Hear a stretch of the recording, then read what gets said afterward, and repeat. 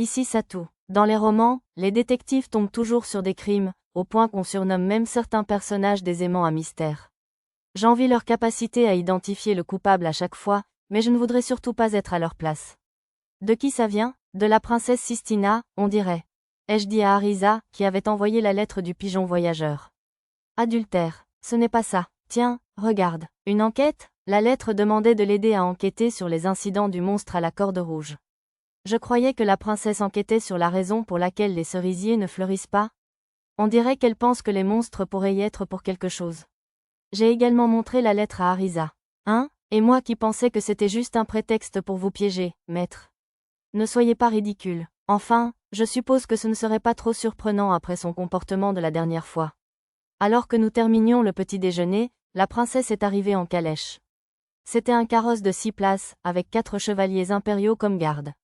Seigneur Satou, je viens vous chercher. La princesse fit un signe de la main par la fenêtre. Ses lunettes, ce jour-là, avaient une monture rose or inhabituelle, sans doute assortie à sa robe couleur cerisier. Mon arme indiqua qu'il s'agissait d'un alliage de minerai cramoisi, qui devait coûter cher. Voyant l'air joyeux de la princesse, Arisa dit aussitôt, « À bien y réfléchir, je viens avec vous. » Et si on aidait mademoiselle Nina et la compagnie Eshigoya? La plupart des projets du groupe, que j'avais entendus au petit déjeuner, étaient similaires à ceux de la veille. Hénène, non, le plus important, c'est de vous empêcher de tricher. D'accord. Mia hocha la tête et me serra la main fermement, comme pour signifier qu'elle insistait pour venir aussi. Voyant cela, Lisa, Nana et les autres commencèrent à dire qu'elle viendrait en tant que garde, mais que si nous cherchions à enquêter sur un éventuel crime, mieux valait ne pas voyager en groupe. Quelque chose ne va pas, Seigneur Satou? La princesse descendit du carrosse, accompagnée de 2 dames d'honneur et d'une mage aux cheveux roses, Madame Athéna, la protectrice Sakura. Alors, vous venez aussi, elfe Bolenon? C'est moi qui résoudrai ce mystère. Monsieur, Athéna se mit aussitôt à provoquer Mia. Mon Dieu, vous nous accompagnez, Dame Missanaria? La princesse frappa dans ses mains. C'est excitant. Et je suis Arisa, la dame d'honneur de Dame Missanaria, ajouta Arisa d'une voix douce, en s'assurant une place. Le carrosse de la princesse n'était prévu que pour 6 personnes. Malgré leur petite taille, Arisa et Mia dépassaient tout de même la limite. Seigneur Satou, n'êtes-vous pas gêné? Merci de votre sollicitude, mais ne vous inquiétez pas. Elles sont toutes les deux assez petites. Comme les bancs étaient prévus pour 2 adultes, j'étais à peine à l'étroit avec Mia et Arisa de chaque côté. Le seul vrai problème, c'est qu'Arisa essayait d'utiliser cette excuse pour me toucher. N'hésitez pas à intervenir si besoin. Il reste de la place sur le siège du cocher. La dame d'honneur, à l'air plus sévère, prit la parole derrière nous. J'ai d'abord cru que c'était une façon détournée de me dire d'aller m'asseoir devant, jusqu'à ce que l'autre dame d'honneur, plus douce, ajoute gentiment, inutile de nous retenir. Nous sommes habitués au siège du cocher. J'ai fait signe à nos amis qui nous regardaient, et la calèche s'est mise en route, les chevaliers impériaux de chaque côté. J'espère que mon invitation soudaine ne vous a pas dérangé? Pas du tout, j'en suis honoré. Même si cela avait été gênant, un chevalier honoraire de rang inférieur pouvait difficilement refuser une invitation royale. Mais puis-je vous demander pourquoi vous menez cette enquête, Votre Altesse? Je me suis dit que si je ne disais rien, elle se lancerait immédiatement dans une discussion sur les sorts. Pour tenir notre promesse au roi ancestral. Les yeux de la princesse brillèrent, et Athéna hocha fièrement la tête à son tour. Cette promesse est valable depuis que le roi ancestral Yamato a abdiqué le trône au profit du second roi, le roi Charoric Ier. Assurez-vous que le sakura sacré fleurisse chaque année. Tenir cette promesse a toujours incombé à la famille royale et aux protecteurs du sakura comme Athéna. Ah, c'est donc pour cela qu'ils ont une princesse érudite qui représente la famille royale. Je crois avoir déjà posé la question, mais l'enquête sur les monstres à la corde rouge est-elle liée à la floraison des cerisiers? En effet, nous pensons que ces monstres pourraient être profondément impliqués dans la raison pour laquelle le sakura sacré n'a pas encore fleuri. Monsieur, Mia leva les yeux vers moi. Après tout, elle savait que j'avais déjà résolu le problème avec l'arbre sacré Sakura, le Sakura royal, en réglant les problèmes avec la veine de terre comme la dryade Sakura l'avait demandé. J'ai utilisé le sort de magie spatiale téléphone pour dire en privé à Mia, ce qui est arrivé à la dryade Sakura est un secret. Alors, par où allons-nous commencer l'enquête? Au laboratoire de recherche royal, bien sûr. Évidemment, nous allions commencer par les cadavres de monstres à la corde rouge et les restes d'outils magiques trouvés près des endroits où ils étaient apparus.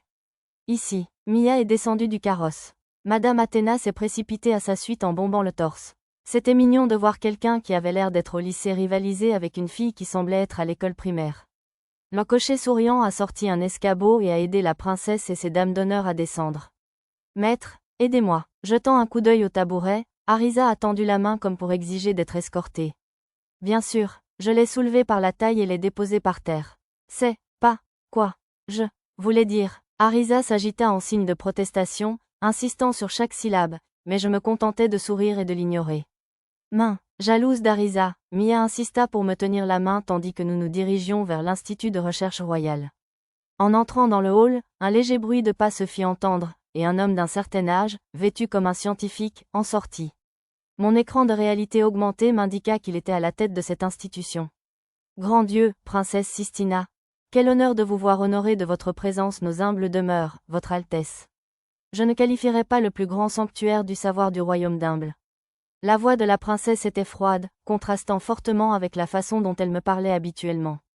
Les monstres à la corde rouge ont été amenés ici, n'est-ce pas? Je souhaite les examiner. Montrez-moi la voix. Son expression était froide lorsqu'elle donna l'ordre.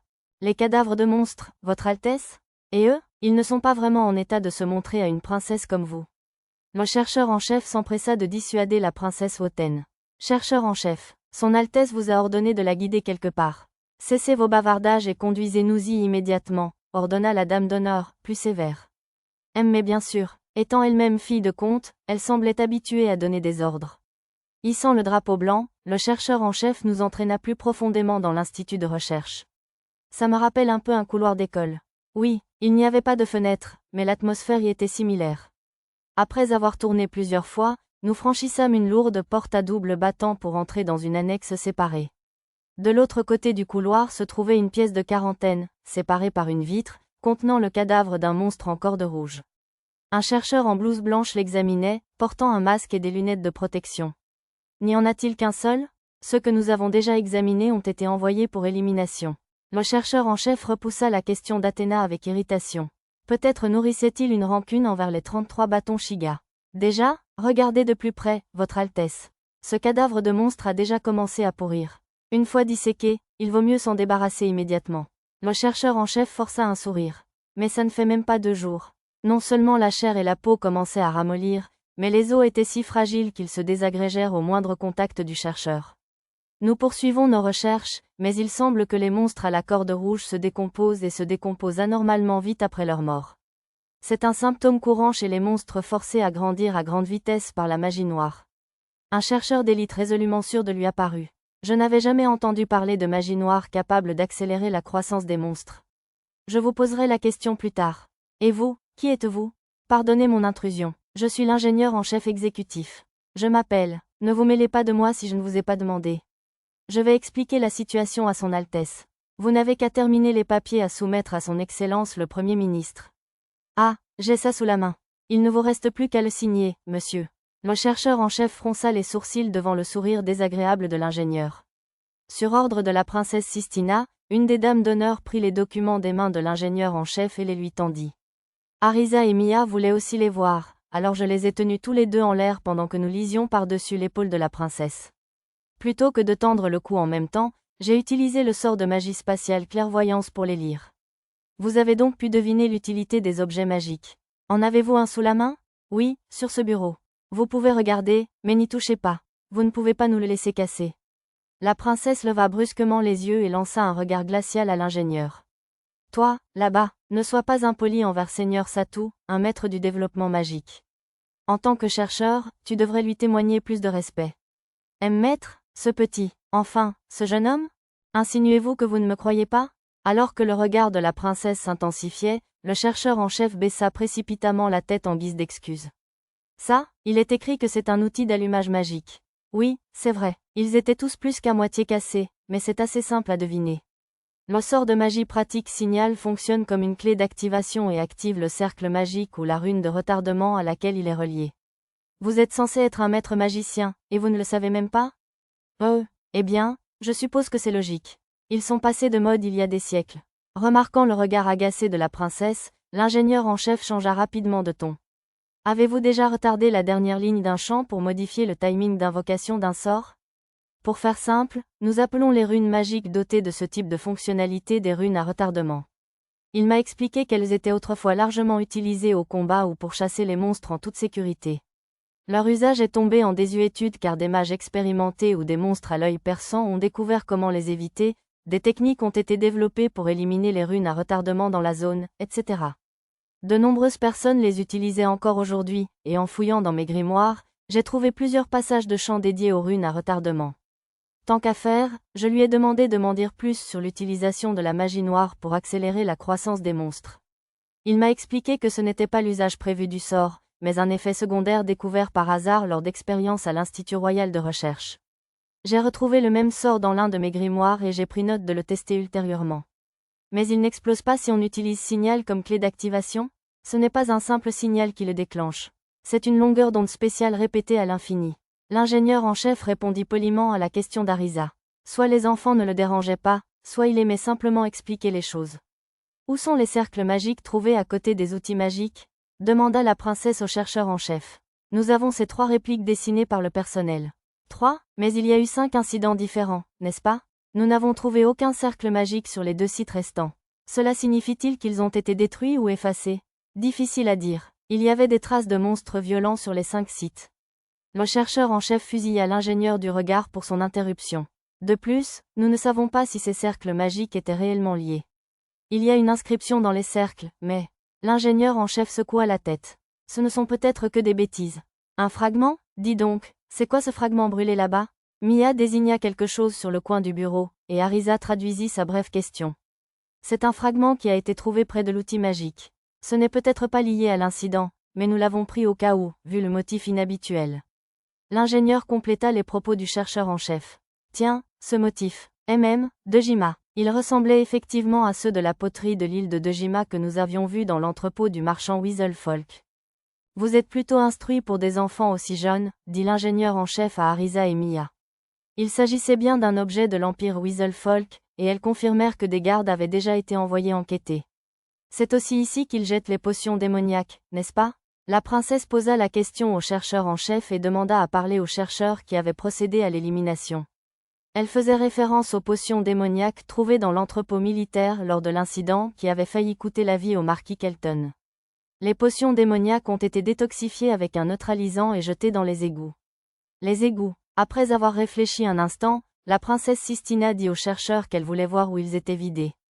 Le directeur de l'institut tenta de protester, prétextant une propreté catastrophique, mais la princesse insista pour qu'il nous y conduise. Par ici, la décharge, située dans une zone isolée, sentait si mauvais que je compris pourquoi le directeur des recherches hésitait tant à nous y conduire. Tout le monde, y compris lui, la princesse et mes compagnons, grimaça et se couvrit la bouche de mouchoirs. Pour une raison inconnue, des chaînes pendaient du plafond et des tas de sacs étaient entassés contre le mur. Il y avait une clôture plus loin à l'intérieur. D'après ma carte, un puits menait aux égouts de l'autre côté. Un rat. Oh là là, sa queue dépasse. Un groupe d'ouvriers s'affairait à se débarrasser du cadavre enveloppé d'un rat mutant géant. Des bouts étaient conservés au fond du puits, digérant et décomposant les déchets pour éviter l'obstruction des égouts.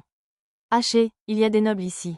Oh! Remarquant la princesse, les ouvriers laissèrent tomber le corps au sol et s'inclinèrent profondément. Ne faites pas attention à moi. Continuez. La princesse semblait indifférente, passant devant eux.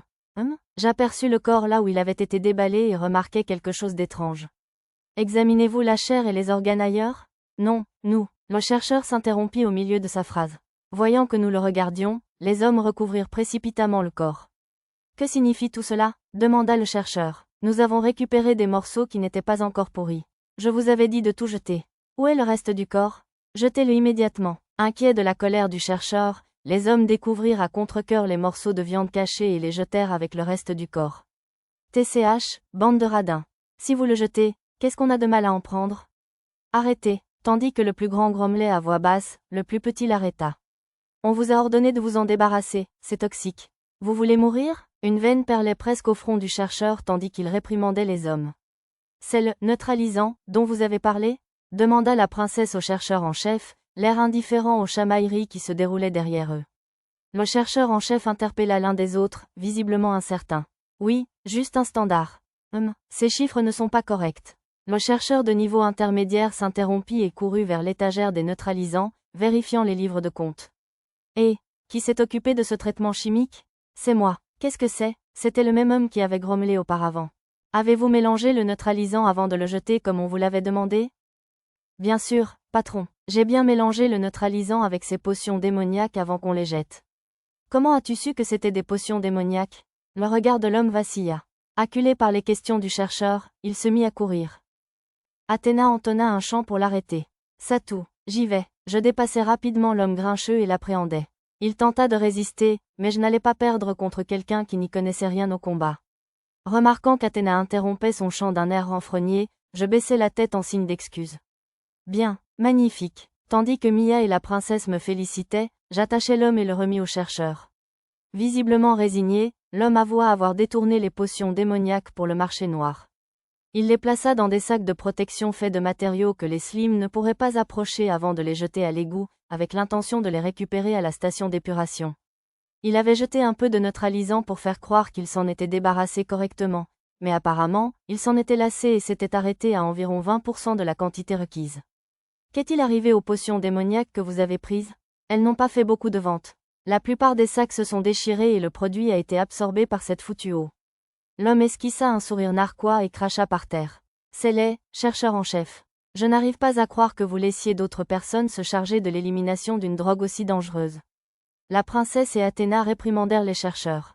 Mes plus sincères excuses, Votre Altesse. Une partie des potions démoniaques a fuité à cause de la mauvaise gestion de mes subordonnés. Le chercheur en chef s'excusa, et tous deux inclinèrent la tête. Serait-ce la cause des monstres à cordes rouges? Je ne peux pas exclure cette possibilité. Le chercheur de niveau intermédiaire grimaça. Qu'en pensez-vous? Me demanda Arisa. Je secouai la tête. Les monstres à cordes rouges, surtout ceux apparus après notre rencontre, étaient apparus sans aucun signe préalable sur la carte. S'ils s'étaient progressivement transformés en monstres à cause de la potion démoniaque, ma carte l'aurait détecté. Au cas où, j'ai fait une recherche sur la carte, mais il n'y avait aucun monstre avec un effet de statut de potion démoniaque. Je n'ai pas vu non plus de sac contenant des potions démoniaques. Je consulterai Sa Majesté au sujet de cet incident demain. J'attends une punition appropriée, plutôt que de rejeter la faute sur ceux qui travaillent pour vous. La princesse baissa les yeux vers le chercheur en chef d'un air froid. Elle avait dû dire « demain », exprès pour lui laisser le temps de mettre ses affaires en ordre. Allons-y, Seigneur Satou. Je suivis la princesse hors de la zone de stockage. On va à la station de purification ensuite? Justement, Athéna, répondit la princesse. On y a trouvé des cadavres mystérieux, et c'est aussi le lieu de la deuxième attaque de la Corde Rouge. Maître, là-bas. En quittant l'institut de recherche, un homme habillé de façon suspecte observait notre voiture. Avant aussi, Mia confirma qu'il était là aussi à notre arrivée. Un mendiant, j'imagine, commenta la dure dame de compagnie. Elle avait raison, il appartenait à la guilde des mendiants. Peut-être même recueillait-il des informations sur l'incident de la Corde Rouge à la demande de la compagnie Eshigoya. Quel endroit immonde, ça pue. Athéna fronça le nez, et Mia couvrit le sien d'un mouchoir. L'usine de purification d'eau, nauséabonde, se trouvait au cœur des bidonvilles, qui ressemblaient à une ville complètement différente. Déchets et ordures jonchaient les rues, ainsi que des gens en vêtements sales qui levaient les yeux vers notre calèche avec des yeux noirs. Dis donc, ce n'est pas Lorenz? Une autre calèche était arrêtée à un coin de rue, et à proximité se tenait le cardinal Ozunas de la province de Parion. Je me demande ce qu'il fait? Ah oui, le cardinal. Sa grâce organise souvent ce genre d'œuvres caritatives. D'après la gentille dame de compagnie, entre ses fonctions officielles, le cardinal allait souvent soigner les habitants des bidonvilles qui n'avaient pas les moyens de se payer un médecin ou de faire un don à un temple. Comment savez-vous tout cela? Sa grâce a beaucoup d'admirateurs parmi nous, dame de compagnie, expliqua-t-elle. Il vous ressemble un peu, maître. D'accord. Vraiment? Malgré les propos d'Arisa et de Mia, je trouvais inadmissible de mettre mes loisirs au même niveau que ceux d'un prêtre pieux agissant selon sa noble foi. Qui va là? Nous avons interrompu notre conversation en entendant l'un de nos gardes crier. On entendit le cliquetis des autres chevaliers portant leurs mains à la garde. Chevaliers impériaux? Je suis Haïm des 8 épéistes de Shiga. Je jetai un coup d'œil par la fenêtre et vis Sir Haïm baisser la capuche de son par-dessus et montrer son insigne d'anneau d'épée en s'approchant. Les chevaliers impériaux avaient dû le prendre pour un suspect à cause de l'épée large qu'il portait dans le dos et du par-dessus qui dissimulait son uniforme de chevalier sacré. Dis donc, si ce n'est pas Sir Pendragon. Comment avez-vous pu vous retrouver coincé à garder la royauté jusqu'ici? Sir Haïm, n'est-ce pas un peu impoli? La dame d'honneur, plus sévère, m'écarta et passa la tête par la fenêtre. Désolé, si la princesse Sistina est avec vous, vous enquêteriez sur les Sakura ou sur les incidents de la Corde Rouge, peut-être? J'acquiesçai, et Sir Haïm m'expliqua calmement comment recueillir des informations dans ce quartier. La plupart des mendiants répondaient à toutes leurs questions si on leur donnait une grosse pièce de cuivre ou d'argent. S'ils ne savaient rien, ils vous orientaient souvent vers quelqu'un d'autre qui pourrait le savoir. On aurait dit qu'ils étaient plus des trafiquants d'informations que des mendiants. En général, on ne peut leur demander que ce qu'ils ont vu et entendu, mais certains d'entre eux détiennent des informations que les gardes ignorent.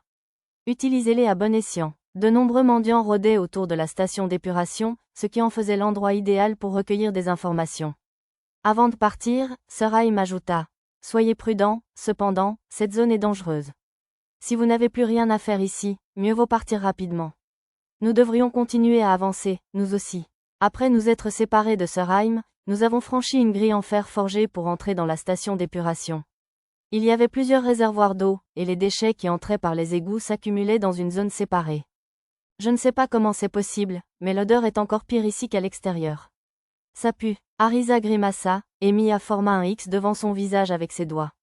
Tandis qu'un employé nous faisait visiter le quartier, quelques-uns d'entre nous, comme Mia et la princesse Sistina, commencèrent à se sentir mal à cause de l'odeur.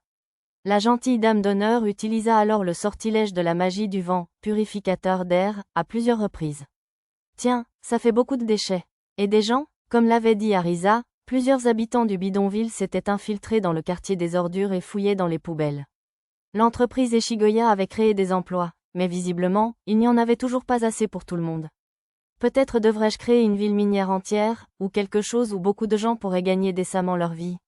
En consultant la carte, à quelques jours de marche de la capitale royale, je découvris une zone plate parfaite pour fonder un nouveau village, et des montagnes où l'on pouvait trouver des filons de fer et de métaux précieux en profondeur. Il faudrait que j'en parle à la directrice Eleuthérina. C'est dans ce réservoir de purification que le corps a été retrouvé. L'employé désigna du doigt un énorme réservoir d'une 50aine de mètres de diamètre.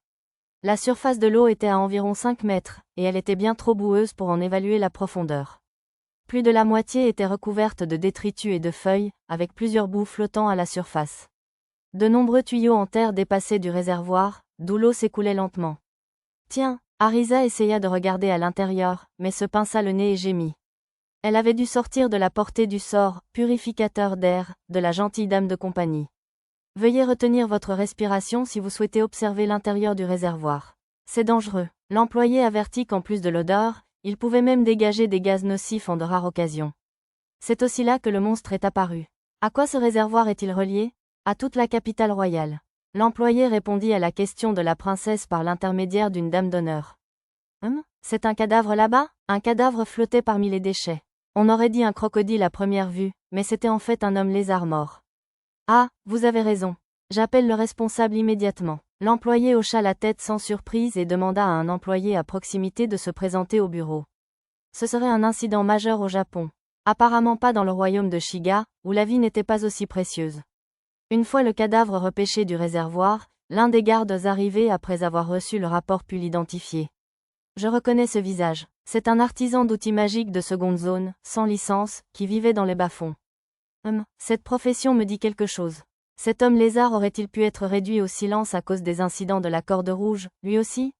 Le corps porte des blessures causées par une lame, probablement une arme courte comme un couteau de chasse. Rien de précieux sur lui. Peut-être a-t-il un lien avec ce salaud d'homme-rat que les gens du château surveillaient ? Les gardes conversèrent en inspectant le corps. Qui sait ? Le fait qu'ils soient tous deux artisans d'outils magiques sans licence ne suffit pas à en être certain. Les mots du garde vétéran me transpercèrent le cœur. Désolé, je pensais la même chose que le jeune garde. Après que les gardes eurent emporté le corps, nous avons quitté la station d'épuration. Nous avons d'abord fait un tour rapide autour du reste de la station, mais n'avons rien trouvé de nouveau. Seigneur Satou, devrions-nous essayer la méthode de collecte d'informations dont Sir Haim a parlé ? Apercevant un mendiant devant la porte de la station d'épuration, la princesse se tourna vers moi. Sa curiosité semblait encore insatisfaite. Alors, permettez-moi, je me levai, et Arisa me suivit hors du carrosse. Un instant, s'il vous plaît, Seigneur Satou. Je veux le faire. La princesse m'arrêta. À sa grande tristesse, elle semblait vouloir interroger elle-même. Les chevaliers et ces dames d'honneur livrèrent une admirable résistance, mais elle finit par l'emporter à condition qu'une des dames d'honneur et moi l'accompagnions comme garde. Noble, voudriez-vous donner votre bénédiction à ce faible vieillard ? Lorsque la princesse s'approcha, le mendiant parla sans lever les yeux. Je lui donne une pièce d'argent, n'est-ce pas ? À l'instigation de la dame d'honneur, la princesse jeta une pièce d'argent dans le bol posé devant le mendiant. Merci beaucoup, noble. L'homme leva les yeux et rangea rapidement la pièce sur lui. Et maintenant, je pose une question, n'est-ce pas? Cette fois, elle se tourna vers moi, hésitante, et j'acquiesçai. Pourriez-vous me dire si vous savez quelque chose sur le cadavre qu'on vient de retrouver?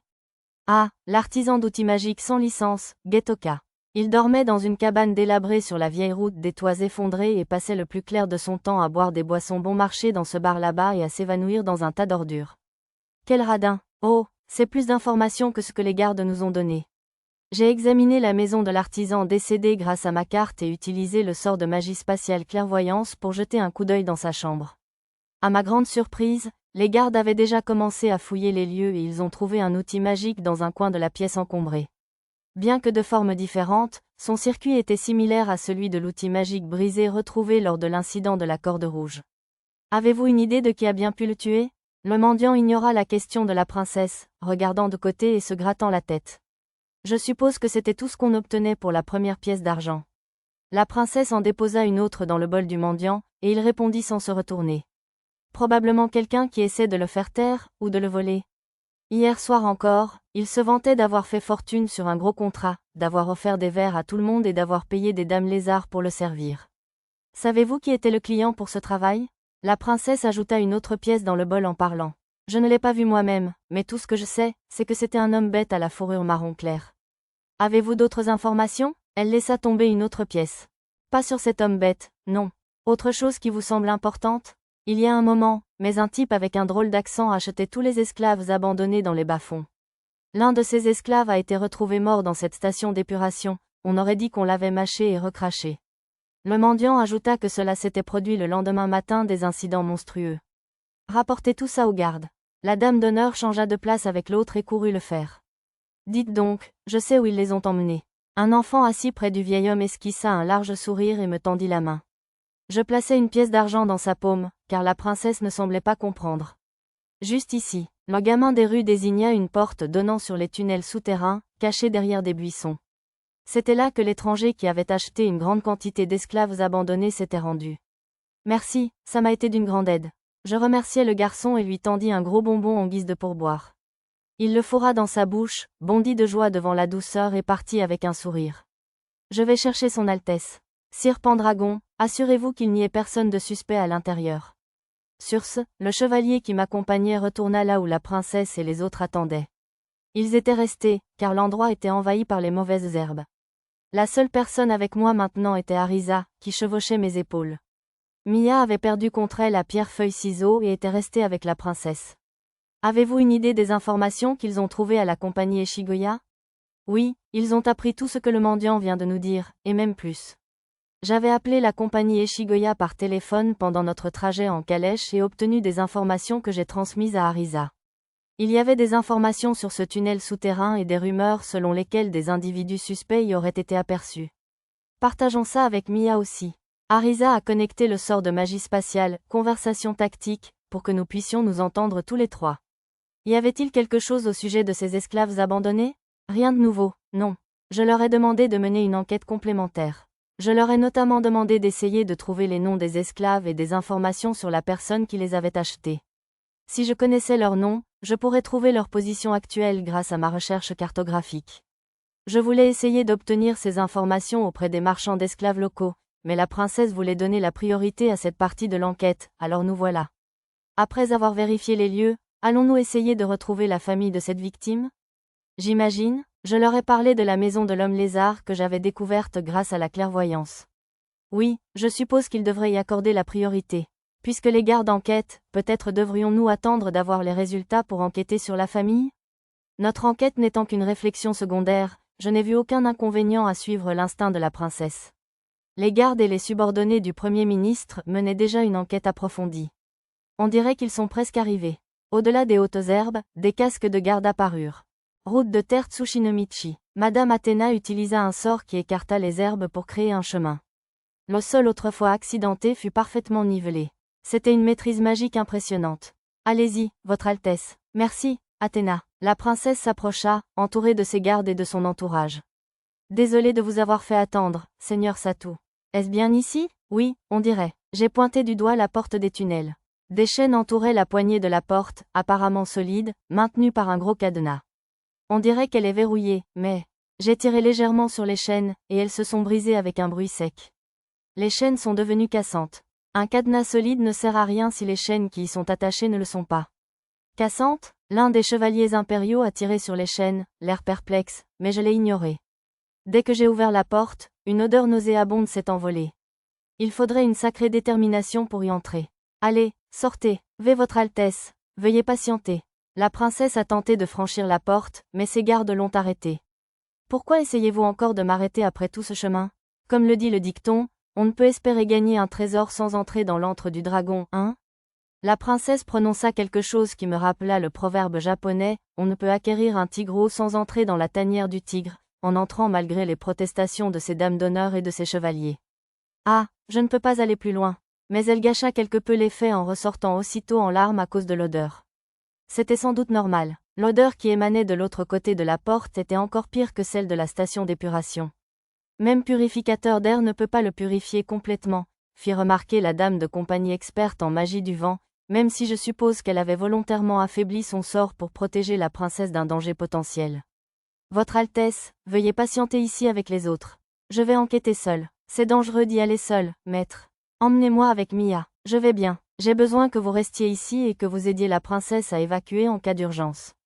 J'utilisais notre sort de discours tactique, toujours connecté, pour les calmer. Mia et Arisa hochèrent discrètement la tête, l'air toujours réticentes. Je souhaite venir aussi. Sinon, je ne saurais jamais pourquoi les sakuras ne fleurissent pas. Sur l'insistance de Madame Athéna, elle et la gentille dame de compagnie se joignirent à moi pour l'enquête. Cette dernière était censée être avec nous pour utiliser le sort purificateur d'air. J'ai supposé que c'était aussi parce qu'elle possédait la compétence pisteur, pratique pour fouiner. Un chevalier, visiblement attiré par la gentille dame de compagnie, voulut également nous accompagner, mais sa demande fut rejetée, prétextant que le bruit de l'armure pourrait effrayer un malfaiteur. Mais si quelque chose d'inattendu se produit, vous serez tous les trois en danger sans aide, insista le chevalier impérial. Votre Altesse, puis-je emprunter votre bête invoquée afin que nous puissions vous alerter en cas d'urgence? Demanda Athéna avant que nous ne commencions notre aventure. Oh oui, quelle idée splendide. Je vous prêterai volontiers ma bête invoquée, Athéna. La princesse frappa des mains de joie. Si nous amenions la créature, elle pourrait voir et entendre à travers elle et se sentir impliquée dans les recherches. La princesse invoqua son écureuil, une créature capable de voir dans le noir, et le tendit à Madame Athéna. Eh bien, nous revenons bientôt. Athéna nous accompagnant avec enthousiasme, nous nous sommes tous les trois, et un écureuil, lancé dans les tunnels souterrains. Lumière de Manamatu. La gentille dame d'honneur utilisa un sort de magie pratique pour éclairer le chemin. Elle le lança au fond d'un tube de papier plié, créant un faisceau semblable à celui d'une lampe de poche. Cela rendra les voleurs plus difficiles à repérer, dit-elle avec un air adorablement triomphant. À mesure que nous avancions dans le tunnel, l'odeur se fit plus forte et j'entendis le bruit lointain de l'eau qui coule. Finalement, le tunnel aboutit aux égouts. Le tunnel d'égout mesurait environ 2 mètres de large, avec un passage étroit de chaque côté, juste assez large pour une personne. Regardez ça, il y a des empreintes de pas ici, 3 sortes différentes. Elles continuent toutes dans cette direction. Il y avait des empreintes dans la boue accumulée. Comme la dame d'honneur le fit fièrement remarquer, les pas continuèrent dans le passage en direction de l'amont. Me souvenant que je possédais aussi la compétence « pistage », je l'utilisais en observant de plus près les empreintes et en remarquais une autre, plus faible, allant dans la même direction. Sont-ce aussi des empreintes? Ce sont probablement des objets plus anciens. Inutile d'y prêter attention. La dame de compagnie m'a aussitôt fait taire. Nous l'avons suivi dans le tunnel d'égout. C'est un espace assez vaste. En suivant le passage, nous sommes rapidement tombés sur ce qui ressemblait à un grand réservoir. Peut-être une sorte de bassin anti-inondation? Le réservoir avait une paroi arrondie, semblable à un atrium, percée de plusieurs grands trous par lesquels l'eau s'infiltrait.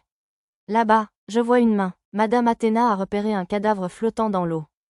Un seul point blanc approchait sur mon radar, provenant d'un des trous, à en juger par sa position. J'ai regardé dans cette direction et j'ai aperçu une silhouette au visage recouvert d'un tissu en lambeaux, un orque, d'après mon écran de réalité augmentée. Peut-être vivait-il secrètement dans les égouts, comme l'orque Gaou que j'avais rencontré sous la capitale royale? Sœur Pendragon, là-bas, la dame de compagnie a par hasard repéré la même silhouette. L'orque s'enfuit, paniqué. À leur poursuite, je me mis à courir machinalement, malgré moi. Tout en courant après l'orque, en prenant garde de ne pas le rattraper, j'utilisais ma carte pour chercher des orques sous terre. Contrairement à l'ancienne capitale, où il n'y avait que Gaou et un autre orque, il y en avait près de 30 sous la capitale royale. Comme Madame Athéna et la Dame d'honneur semblaient être restées, je me transformai en Anashi en courant. J'ai perdu l'orque de vue pendant tout ce temps, mais il fut assez facile de trouver la porte secrète dans laquelle il s'était engouffré grâce à mon radar et en suivant ses traces de pas. Désarmant le verrou et les pièges, j'ouvris la porte secrète. Alors que je m'engageais dans un hall plus large, une grille se referma brusquement derrière moi et je me retrouvai encerclé par les orques. Si la plupart des adultes avaient plus de niveau 30, les plus jeunes avaient tous moins de niveau 10. Les femmes se cachèrent dans les maisons, tirant leurs enfants curieux loin des fenêtres. Plus petits que morts aux intrus, plus grands qu'eux, les orques frappèrent du pied à l'unisson, brandissant lance et épée. Un orque particulièrement imposant s'avança du groupe. Plus petit que j'ignore sur ordre de qui vous nous avez traqué, mais vous mourrez ici plus grand que, déclara l'orque impérieux. Plus petit que je m'appelle Lifu, du clan du Grand Cochon. Sa Majesté dorée m'a accordé l'épée magique Geyersberg et m'a nommé général seigneur des bêtes. Dégainez votre épée et combattez-moi, et je vous infligerai une mort guerrière. Plus grand que, l'orque Lifu dégaina une épée magique dont le nom évoquait une certaine forteresse intergalactique. Il semblait être le chef de ce village caché. À bien y penser, je me souvenais avoir entendu Gao murmurer son nom dans l'ancienne capitale. Attends une minute, je ne veux pas me battre. Je suis Nanashi, une amie de Gao, l'alchimiste de l'ancienne capitale. Je levai les mains pour prouver que je n'étais pas armée. Tu crois que prononcer le nom de mon ami va émousser ma lame? Apparemment, Gao ne contactait pas Lifu si souvent. Peut-être que le portail de téléportation sous l'ancienne capitale n'était pas relié à cet endroit? C'est vrai, l'UE m'a préparé un plat d'alligator, et on a bu du vin du tueur d'esprits maléfiques ensemble, et tout. On dirait que tu as fait des recherches sur nous, mais... Attends une minute, Lifu. Tu n'as pas remarqué? Il parle notre langue. Une vieille orque apparut et arrêta Lifu pour moi. Et si Gao était même prêt à lui révéler sa réserve secrète de tueur d'esprits maléfiques, il ne pouvait pas être une mauvaise personne. Si tu insistes, matriarche, je vais ranger mon épée pour l'instant. Lifu rengaina son épée magique et me conduisit à une table dans un coin de la place. Qui est cette personne? Il nous a apporté à manger? Des enfants sortirent de chez eux pour me regarder avec curiosité. Tu crois? J'ai faim. J'ai faim aussi. J'ai envie de décon. Alors que leur mère tentait de les ramener à l'intérieur, les enfants se plaignirent d'avoir faim. Plus petit que vous manquez de nourriture, plus grand que, plus petit que j'ai bien peur qu'on n'ait pas pu aller et venir beaucoup à cause de quelques individus suspects qui rôdent. Plus grand que, plus petit que eh bien, j'en ai en surplus dans ma boîte à objets dont je pourrais me passer. Plus grand que, plus petit que nous apprécierions. Plus grand que, j'avais des tonnes de légumes du fermier que nous avions engagé à Labyrinth City, et assez de viande et de poissons pour nourrir des villes entières. Plus petit que j'ajouterais aussi du décon. Plus grand que, mes réserves de décon n'étaient pas aussi abondantes, mais j'avais entendu une enfant dire qu'elle en voulait, et l'UE, dans la vieille capitale, avait dit que c'était le plat préféré de la plupart des orques. Plus petit que c'est du décon. Plus grand que, Lifu brandit un radis décon plongé dans la montagne de légumes. Plus petit que Daikun, plus grand que, plus petit qu'on a du décon. Plus grand que, les autres orques se rassemblèrent immédiatement, l'air extrêmement excité. J'imagine qu'ils l'aiment plus que je ne le pensais, presque autant que nous, les Japonais, aimons le riz. Pourquoi as-tu du décon? J'en ai toujours sous la main pour faire des oden. Tu as des oden? L'orque qui s'est approché de moi semblait ravi à l'idée d'en avoir aussi. J'en ai préparé avec mon stock d'oden précuit. C'était délicieux avec du saké Shigan chaud, quand j'ai eu une envie irrésistible au milieu de la nuit. C'est encore chaud? Ça a l'air délicieux. J'ai donné 2 pots pleins d'oden à l'une des épouses d'orques pour qu'elle les distribue à tout le monde. C'est agréable de voir les gens déguster avec plaisir ce que vous avez préparé et s'exclamer à quel point c'est bon, même si c'était peut-être juste parce qu'ils avaient faim.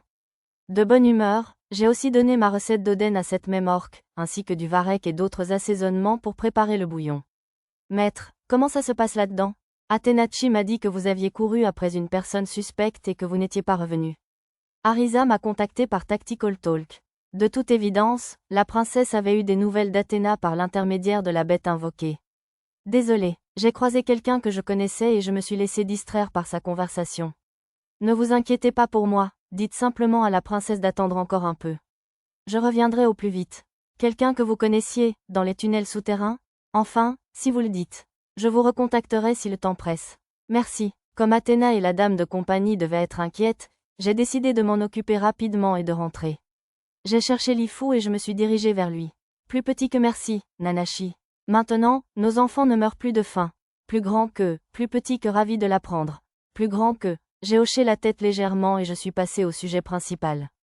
Plus petit que il y a une chose que je voulais te demander, cependant. Plus grand que, plus petit que qu'est-ce que c'est? Plus grand que, plus petit que tu as parlé de personnes suspectes tout à l'heure. Pourrais-tu m'en dire un peu plus? Plus grand que, plus petit que bien sûr. Depuis quelque temps, d'étranges humains rôdent dans les parages et se livrent à d'étranges rituels, mais ces derniers jours, nous avons aperçu un groupe bien plus dangereux. Plus grand que, les premiers n'étaient que des excentriques qui dessinaient des glyphes insignifiants au crayon d'ardoise, tandis que les seconds comprenaient un homme bête menant des esclaves abandonnés et un mage avec des hommes ayant abandonné l'armée. Je lui ai montré les cercles magiques découverts près des lieux des incidents de Red Rope, et Lifu a hoché la tête. Plus petit que oui, comme ça. Plus grand que, ainsi, les mystérieux cercles magiques à la signification inconnue avaient en fait été dessinés par un groupe différent de celui responsable des attaques du monstre à la corde rouge. Plus petit que dangereux en quoi? Plus grand que, plus petit qu'ils torturent horriblement les esclaves et les prostituées qu'ils amènent, puis les découpent en morceaux.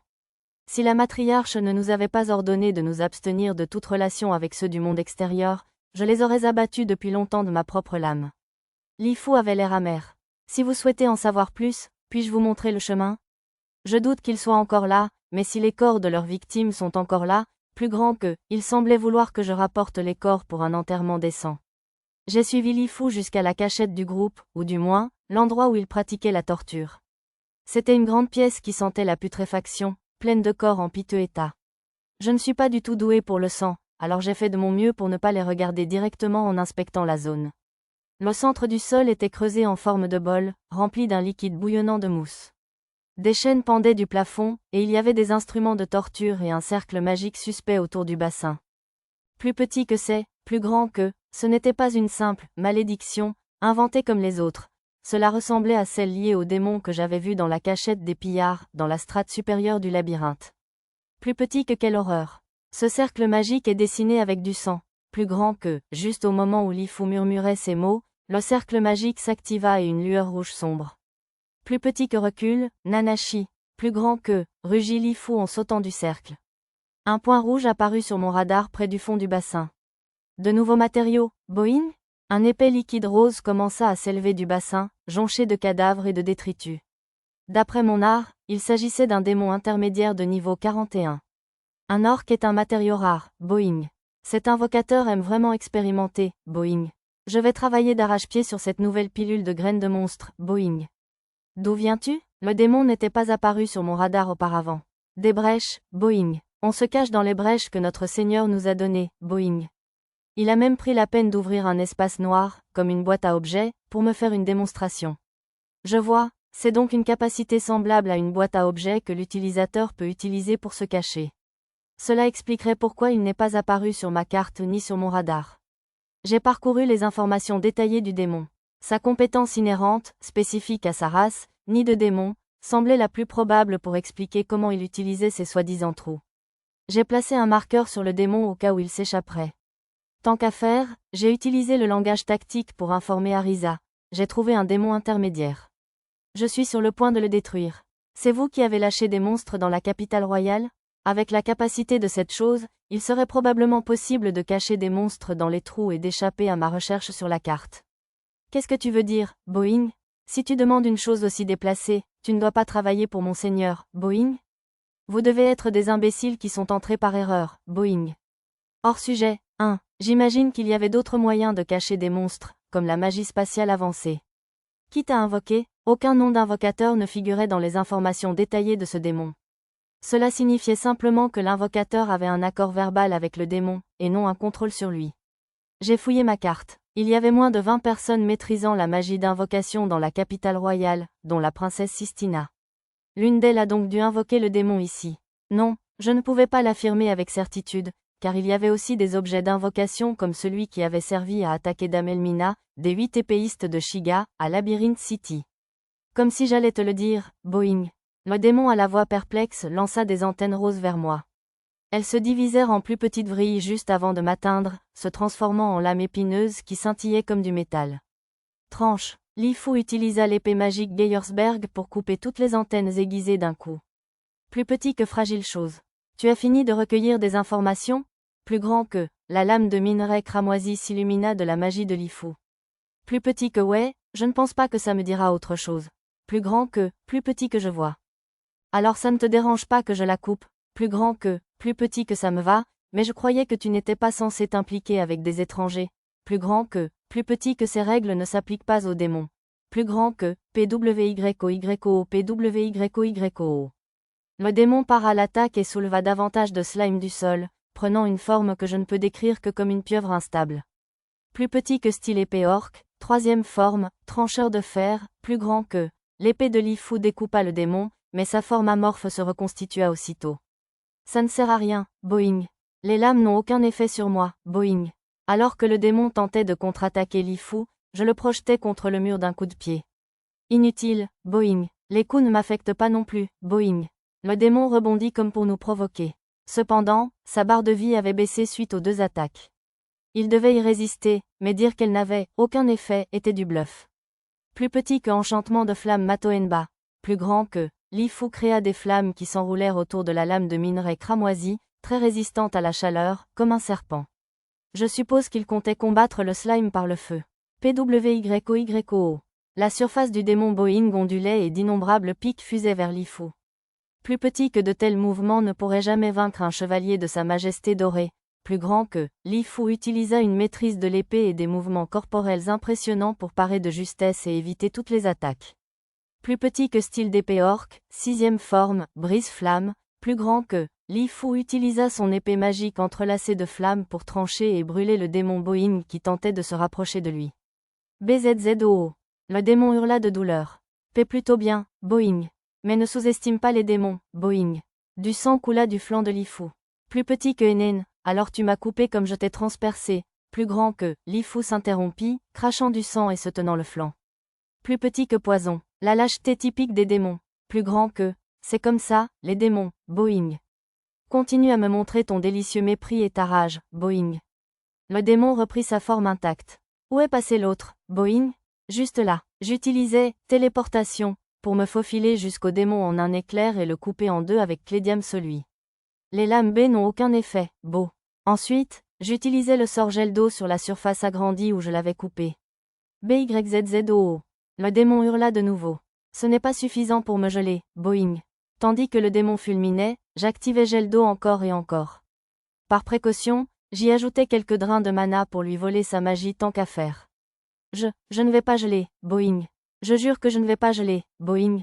La majeure partie du corps du démon s'était figée, tandis que le démon se répétait avec délire. Plus petit que alors je vais devoir te briser. Plus grand que, l'épée magique Geyersberg de Lifu trancha le démon gelé, le réduisant en miettes. Plus petit que est le poison, plus grand que, plus petit que les antidotes sont indispensables quand on vit ici. Plus grand que, je préférerais ne pas vivre ici, alors, pensais-je. Tandis que Lifu serrait sa blessure, j'utilisais de la magie pour la soigner. Plus petit que magie sans champ. Et tu as déjà utilisé une épée sacrée. Tu es vraiment un héros, alors? Plus grand que, plus petit que ouais, en gros. Plus grand que, plus petit que pourrais-tu ne me couper que la tête et épargner le reste? Plus grand que, j'aimerais qu'il ne parle pas comme si les héros exterminaient automatiquement les orques. Je ne décapite personne. Je t'ai dit que j'étais ami avec Gaou, tu te souviens? Les démons et les monstres sont déjà bien assez d'ennemis pour moi. Tout en gardant le ton décontracté caractéristique de Nanashi, j'ai dissipé le malentendu de Lifu en utilisant mon épée sacrée pour nettoyer les morceaux roses et gelés du démon encore vivant qui ne s'était pas transformé en brouillard noir et n'avait pas disparu. D'accord, ça devrait suffire. Merci pour ton aide, Lifu. Laisse-moi me rattraper. Pas du tout. La nourriture que tu nous as donnée était plus que suffisante. J'ai fait signe à Lifu tandis qu'il retournait à son village caché et j'ai dit à Arisa que j'avais vaincu le démon. Parfait timing. La princesse a appelé une équipe de recherche qui vient d'arriver, alors je suppose que je vais les laisser entrer. Si ces démons peuvent se cacher dans l'espace, alors je devrais les accompagner, je dirais. Pas besoin de te forcer. C'est vraiment horrible ici. Ah, j'ai peut-être le corps d'un enfant, mais je suis un adulte à l'intérieur, tu te souviens? J'ai été formé aux films d'horreur et aux slashers. Sans compter que j'ai vu les corps de ces victimes de torture dans les repères des pillards et des pirates. J'ai cédé à l'insistance d'Arisa, car j'avais besoin de sa magie spatiale pour l'aider dans l'enquête. Ah, quoi de neuf? Ai-je demandé. Un diablotin vient d'arriver. On dirait qu'il nous observe de loin. Peut-être que l'invocateur a senti que ce démon avait été détruit et l'a envoyé voir ce qui se passait? Oui, c'est une bonne possibilité. J'ai vérifié sur la carte, mais comme le diablotin que nous avons vu lors de l'incident initial de la corde rouge, son titre était « familier » et la section dédiée à son propriétaire était barrée d'étranges symboles. J'ai placé un marqueur dessus et j'ai rétréci ma carte dans un coin de mon champ de vision. Ah, il s'est enfui. La princesse a envoyé un oiseau pisteur invoqué à sa poursuite. J'ai vu le marqueur se déplacer sur ma carte. Le lutin courait partout, probablement pour se débarrasser de l'oiseau pisteur de la princesse. Tu peux laisser la princesse s'en occuper. Je la surveille aussi. Très bien. J'ai raccroché avec Arisa et je suis retourné là où j'avais laissé Athéna et la dame de compagnie. Jusqu'où les avez-vous poursuivis? Franchement. Certaines personnes se perdent dans les égouts et ne reviennent jamais, vous savez. Après que la dame de compagnie et madame Athéna m'aient rabâché, j'ai expliqué que la silhouette suspecte essayait d'invoquer un démon et je les ai arrêtés. Ils ne m'ont pas cru au début, mais ils ont accepté quand je leur ai montré le noyau noirci que le démon avait laissé derrière lui. Qu'est-ce que c'est? Un corps qu'on a trouvé pendant que vous poursuiviez ce suspect. Madame Athéna l'a sorti avec un golem. Je l'ai arrêté alors qu'elle commençait à recouvrir le corps d'un tissu. J'ai reconnu ce visage. C'était sans aucun doute celui du mage Weasel Folk que j'avais vu à la compagnie Sabé. J'ai relayé l'information au reste de mon groupe par talk tactique, tout en racontant l'histoire à Athéna et à la dame de compagnie. Pourquoi un mage de la compagnie serait-il retrouvé mort dans un endroit pareil? La compagnie Sabé pourrait-elle être liée à ces récents incidents? Athéna fronça les sourcils, pensive. La dame d'honneur examina le corps et conclut à une strangulation, juste au moment où les soldats appelés à ma recherche arrivèrent. Quelques-uns restèrent sur place pour explorer la zone plus en détail, et je finis par guider tous les autres vers l'endroit où le démon était apparu. C'est quelque chose. Un garde chevronné fronça le nez, tandis qu'un garde moins blasé finit par perdre son sang-froid devant cette horrible vision et fut réprimandé par le vétéran. Je n'avais rien à craindre, car j'évitais toujours de regarder les corps en face. Madame Athéna et la gentille dame d'honneur arrivèrent également, mais elles pâlirent rapidement et faillirent s'évanouir devant cette scène macabre. Même Arisa, qui affirmait qu'elle allait bien, était blême elle aussi. Ça va? Oui, je me sens mieux grâce au remède que vous m'avez donné. Arisa utilisa la magie spatiale pour inspecter la zone. Il y a quelques distorsions, mais ce sont juste des vestiges de l'époque où le démon se cachait. Le reste, c'est comme moi et les boîtes à objets du maître. Arisa semblait épuisée après coup. Chercher de faibles distorsions dans l'espace devait être plus difficile que je ne le pensais. Laissant Arisa se reposer, j'aidai Athéna dans ses efforts déterminés pour inspecter le cercle magique. Cela alla plus vite que prévu, les gardes avaient terminé leurs recherches avant la moitié de l'après-midi. Ils déterminèrent, d'après ce qui restait de leurs vêtements, qu'environ la moitié des corps appartenaient aux esclaves abandonnés que nous étions venus chercher. Il était donc trop tard pour les sauver. Arisa et moi avons observé un moment de silence pour les victimes. Juste avant de partir, j'ai invoqué une chauve-souris ombre plongée pour qu'elle se cache au plafond.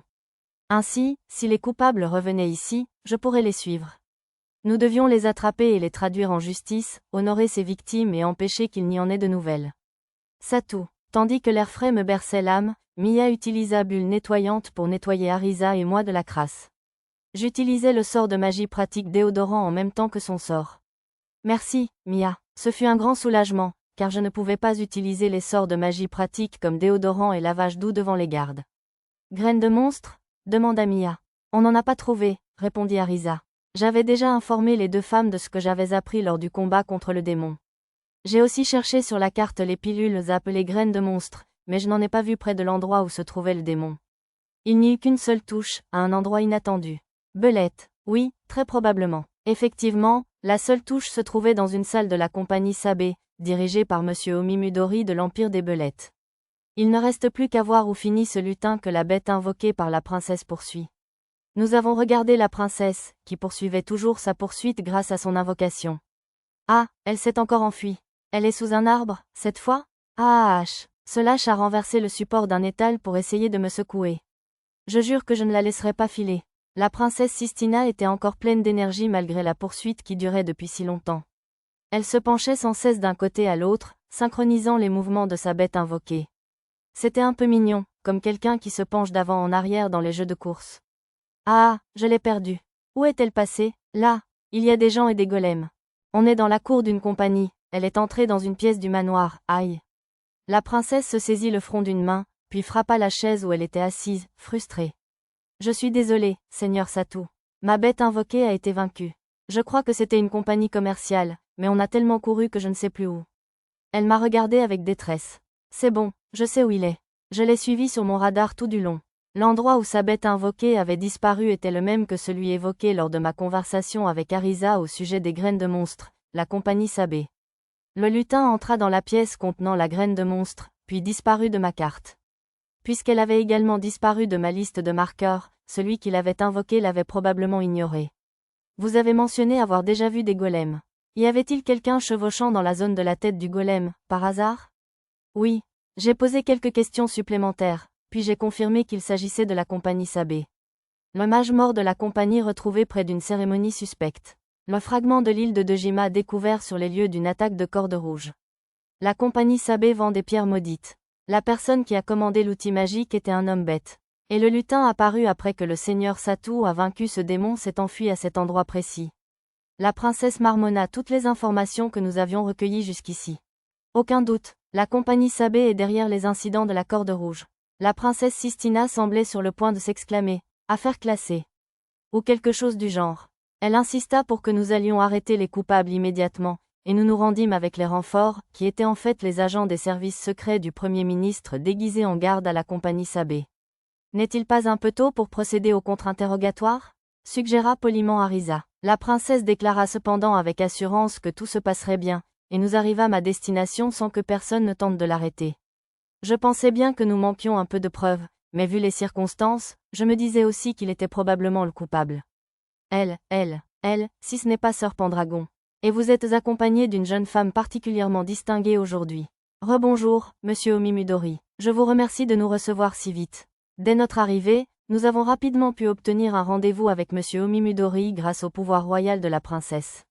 2 agents des services secrets nous ont également accompagnés. Son Altesse m'a demandé de l'accompagner aujourd'hui, car je suis une de vos connaissances. Je le croyais lié aux incidents du cordon rouge, mais j'ai préféré préserver les apparences pour le moment, au cas où. Cependant, Seigneur Satou, de telles formalités sont superflues. La princesse mourait d'envie de porter une accusation. Elle bondit de sa chaise et pointa son éventail plié vers monsieur Omimudori. Notre affaire concerne les incidents du monstre du cordon rouge. Vous êtes au courant, j'imagine? Les monstres du cordon rouge? Oui, bien sûr. Monsieur Omimudori semblait ignorer de quoi elle parlait. Alors vous avouez être le cerveau? Interpella la dame d'honneur, parlant au nom de la princesse. Le cerveau? Monsieur Omimudori inclina la tête. Que voulez-vous dire? Le cerveau qui a lâché les monstres à la corde rouge dans la capitale royale, bien sûr. Tiens, j'ai bien peur de ne pas comprendre de quoi tu parles. J'étais impressionné par sa capacité à répondre si calmement, entouré de gardes et de chevaliers impériaux. Ouais, le coupable doit faire l'idiot au début. Scène d'accusation. Important. Arisa et Mia ajoutèrent discrètement un commentaire qui ne collait pas vraiment à l'ambiance. Avez-vous des preuves ou des témoignages? Ou dois-je subir un interrogatoire avec un analyste? Ah oui, j'avais oublié que ce monde a des analystes capables de dire si quelqu'un ment. Oh, allez, utiliser un détecteur de mensonges pendant la grande scène d'accusation gâche le plaisir. Grossièreté. J'ai pensé que c'était une bonne idée, car cela éliminerait le risque d'une fausse accusation. Très bien. Athéna, notre coupable a demandé des preuves et un jugement. La princesse Sistina fit signe à Athéna. Madame Athéna hocha la tête et sortit un médaillon de sa poche, le brandissant. J'appris plus tard que ce médaillon prouvait qu'elle était analyste. Je n'avais pas réalisé qu'elle possédait les compétences requises. L'analyste Athéna s'enquiert. Vous avez engagé Zune, l'artisan d'outils magiques de seconde classe, homme soufre, et Getoka, l'artisan d'outils magiques de seconde classe, homme lézard, directement ou indirectement, pour créer les outils magiques utilisés lors des invocations de Red Rope, n'est-ce pas? Non, j'ai déjà travaillé avec eux deux, mais je n'avais demandé que des outils magiques anti-insectes ordinaires, et c'était il y a 6 mois. J'ignore si l'on fabriquait des outils magiques utilisés pour les invocations. Demande de création d'outils magiques. Innocent. L'analyste Athéna s'enquiert. Étiez-vous directement ou indirectement impliqué dans le meurtre de Getoka, homme lézard? Non, tu es l'artisan d'outils magiques. Innocent. L'analyste Athéna s'enquiert. Vous avez vendu cette pierre maudite, n'est-ce pas? Je l'ignore. Elle ressemble à un produit que nous vendons, mais c'est un objet banal et de 3e ordre. Je ne peux pas confirmer ou nier que j'ai vendu cette pierre spécifique. Pierre maudite, incertaine. L'analyste Athéna demande. Ce fragment est un produit que vous avez vendu, n'est-ce pas?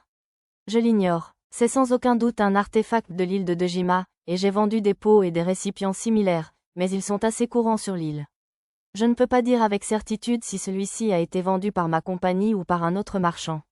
Fragment de l'île de Dejima, incertain. Avez-vous, directement ou indirectement, acheté ou vendu des esclaves abandonnés à la compagnie négrière près des bidonvilles? De la station d'épuration? Non, nous ne traitons qu'avec des négriers de confiance. Tuer les esclaves abandonnés, innocents. Avez-vous envoyé le mage de votre compagnie dans les égouts? Non, Je n'ai donné aucun ordre. Cela signifierait que le mage Whistlefolk était là pour une autre raison que les ordres de son patron. Étiez-vous lié à la mort du mage de votre compagnie? Non, attendez, si Poroi est mort? Monsieur Omimudori parut choqué. J'acquiesçais. L'analyste Athéna vous demande. Avez-vous invoqué un démon, directement ou indirectement? C'était la question cruciale. Non, vraiment? Lâcha la princesse. Oui, vraiment. Invoquer un démon, innocent. Arisa. Mia la poussa du coude. Oui, oui. Athénachi, viens une seconde. Chuchota Arisa à l'oreille de Madame Athéna. L'analyste Athéna vous demande. Avez-vous déjà rencontré un lutin? Oui, le visage de la princesse et des autres s'illumina. Quand et où? Dites-le nous immédiatement. Il y a 2 jours, un lutin est apparu dans notre jardin. Nous nous sommes heurtés en ouvrant la porte, et il m'a jeté un sort. Monsieur Omimudori répondit à la demande de la princesse, et l'analyse d'Athéna confirma la véracité de la demande. Il n'y a à avoir conversé avec lui ni avoir échangé quoi que ce soit. Utilisation d'un lutin, innocent. Athéna, dernière question. Bien sûr, s'enquiert l'analyste Athéna. Possédez-vous un objet appelé graine de monstre? J'avais dit à la princesse que j'en avais entendu parler lorsque j'avais vaincu le démon. Elle avait dû garder cette question pour la fin, puisque la personne qui avait invoqué le démon était censée les étudier. Non, j'ai fouillé ma carte en hâte. La graine de monstre avait disparu. L'avait-il donné à quelqu'un possédant une boîte à objets? L'analyste Athéna poursuit. Avez-vous donné un objet appelé graine de monstre à quelqu'un d'autre? Non, le visage de Monsieur Omimudori était calme.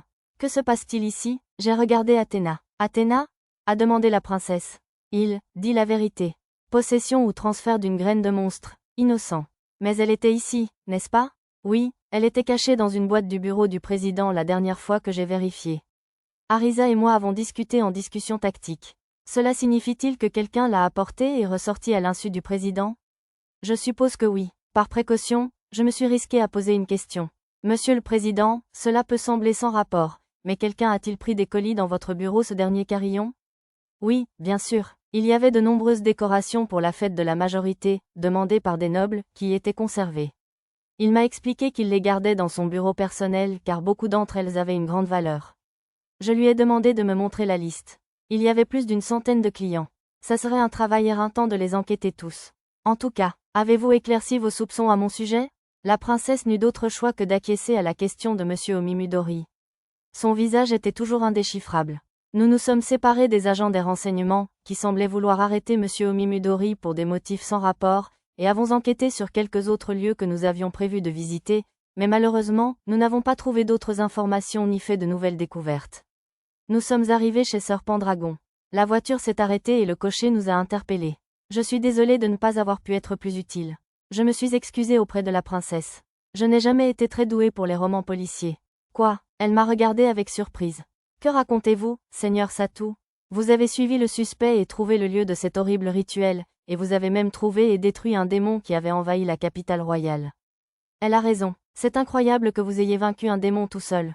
Vous serez sûrement récompensé. C'est un exploit qui pourrait assurer une belle promotion à un noble de rang inférieur. Et sans une égratignure, en plus. La princesse, Athéna et la gentille dame d'honneur m'ont toutes couverte d'éloges. Nous n'avons peut-être pas trouvé le coupable de l'incident de la corde rouge, mais c'est normal d'ici une journée. Athéna, regarde. Ah, la princesse et Madame Athéna ont pointé du doigt le cerisier en fleurs dans notre jardin. Des bourgeons, a observé Mia. Oui, on dirait qu'ils ont commencé à bourgeonner. La dryade avait bien dit qu'ils allaient bientôt fleurir. Est-ce parce qu'il y a un elfe ici? Non, Satou. Athéna se retourna pour fixer Mia intensément, qui répondit avec sa concision habituelle. Elle faisait probablement référence à la situation avec la dryade. Seigneur Satou, comment les as-tu fait bourgeonner? Je ne savais pas trop quoi répondre à la question de la princesse. Peut-être parce qu'il a détruit le démon qui nichait sous terre? Suggéra vaguement Arisa. Les sakuras ont fleuri parce qu'un démon a été vaincu? Alors, s'ils ne fleurissaient pas, c'était à cause du démon. Maintenant que vous le dites, le protecteur en chef des sakuras a bel et bien parlé d'une perturbation du flux de la veine de terre. Donc, c'est le démon qui rôdait dans les égouts qui affectait la veine. Heureusement pour moi, Madame Athéna m'a fourni des informations complémentaires pour relier les points. La dryade des sakuras a bien dit que la perturbation de la veine de terre était la raison pour laquelle l'arbre ne fleurissait pas correctement. Quant à savoir si le démon y était pour quelque chose, je n'en avais aucune idée. Je n'en attendais pas moins du seigneur Satou. Magnifique.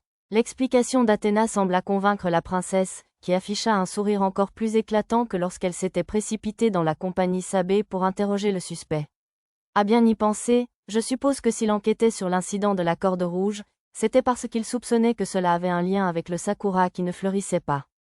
Peut-être que le sakura royal, c'est-à-dire le sakura sacré, est lui aussi en fleurs. La princesse Sistina et Madame Athéna échangèrent un regard. Votre Altesse, oui, nous devons enquêter immédiatement. Athéna remonta dans la voiture. Seigneur Satou, je suis désolée de prendre congé si brusquement, mais... Allez-y, je vous en prie. Le sakura sacré vous attend, Votre Altesse. Bien, la calèche s'éloigna en grondant vers le château royal, avec la princesse et ses compagnons à bord. Ils n'étaient probablement pas encore en fleurs, mais j'espérais qu'il y aurait au moins 1 ou 2 bourgeons. Leur souhaitant bonne chance en silence, je saluai mes amis venus m'accueillir et retournai à l'intérieur. Au fait, maître, on dirait que vous meniez une enquête au retour. Avez-vous trouvé quelque chose? Non. J'ai essayé de chercher des nobles sur la liste qui possédaient la compétence boîte à objets, ou des sacs magiques, ou des familles ou des serviteurs possédant les mêmes compétences, mais personne ne m'a semblé suspect. Il y en avait une dizaine en tout, alors je continuerai à vérifier au fil du temps. C'était un travail assez fastidieux. Et les gens avec des boîtes à objets, ou des sacs magiques à la compagnie des belettes? Oui, il y en avait quelques-uns aussi. Ça porte le total à 15. Rien que d'y penser, c'était lassant, pour être honnête. Satou, des bestioles. Des bestioles. Ah, j'ai compris. J'ai vérifié la liste pour voir s'il y avait des créatures non humaines. Comme on m'avait dit que les colis contenaient des décorations pour les cérémonies du jour de la majorité, je n'avais pas envisagé la possibilité de créatures vivantes. Il y en avait 2 sortes, des punaises-pans et des oiseaux de verre. Lequel pensez-vous être le bon? On dirait bien les 2. En vérifiant avec mon sort de magie spatiale, clairvoyance, j'ai constaté que les paniers contenant chacune des créatures étaient jonchés de restes de pilules. Il aurait été plus facile de les trouver si leurs conditions de statut avaient été modifiées dans les informations cartographiques, mais je suppose que ce n'était pas toujours aussi simple. Ils sont tous 2 adressés à des nobles de haut rang. Il pourrait s'agir d'une tentative d'assassinat ou d'acte terroriste. J'ai utilisé téléphone pour alerter le roi de la présence des graines de monstres et du fait qu'elles avaient peut-être été données à des animaux domestiques pour une attaque, lui demandant de les mettre en quarantaine. Il ne reste plus que la clé d'activation, ce truc dont parlait le chercheur royal. Un outil magique qui envoie des signaux pour activer d'autres outils magiques.